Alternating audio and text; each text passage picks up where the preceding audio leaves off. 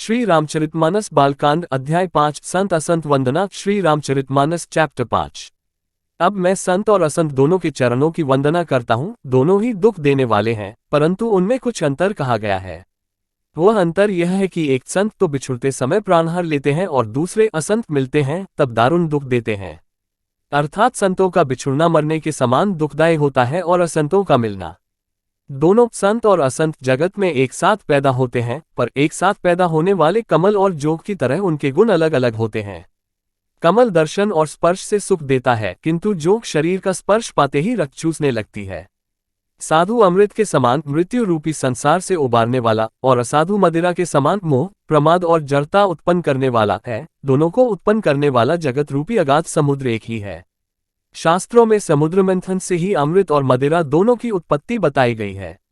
भले और बुरे अपनी अपनी करनी के अनुसार सुंदर यश और अपयश की संपत्ति पाते हैं।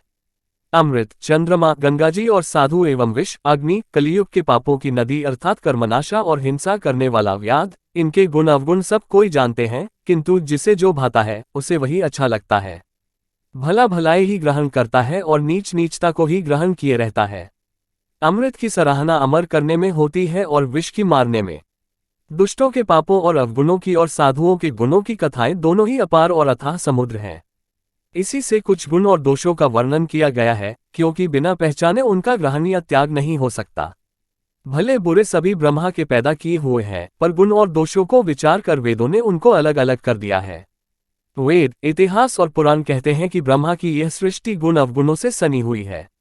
दुख सुख, पाप पुण्य, दिन रात, साधु असाधु, सुजाति कुजाति, दानव देवता, ऊंच नीच, अमृत विष, सुजीवन सुंदर जीवन, मृत्यु, माया ब्रह्म, जीव ईश्वर, संपत्ति दरिद्रता, रंक राजा, काशी मगध, गंगा कर्मनाशा, मारवाड़ मालवा, ब्राह्मण कसाई, स्वर्ग नरक, अनुराग वैराग्य, ये सभी पदार्थ ब्रह्मा की सृष्टि में हैं।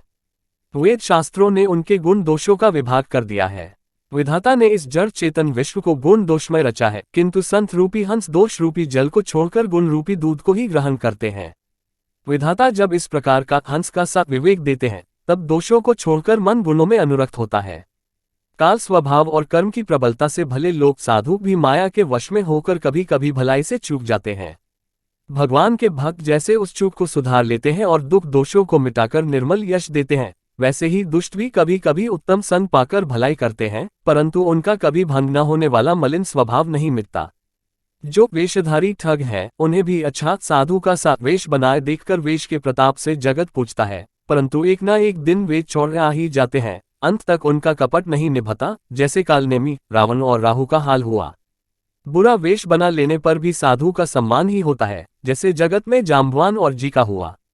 बुरे संत से हानि और अच्छे संत से लाभ होता है, ये बात लोक और वेद में है और सभी लोग इसको जानते हैं। पवन के संग से धूल आकाश पर चढ़ जाती है और वही नीच नीचे की ओर बहने वाले जल के संग से कीचड़ में मिल जाती है।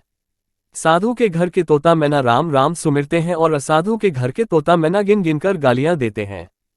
कुसंग के कारण धुआं कालिक कहलाता है, वही धुआं सुसंग से सुंदर स्याही होकर पुराण लिखने के काम में आता है और वही धुआं जल, अग्नि और पवन के संग से बादल होकर जगत को जीवन देने वाला बन जाता है।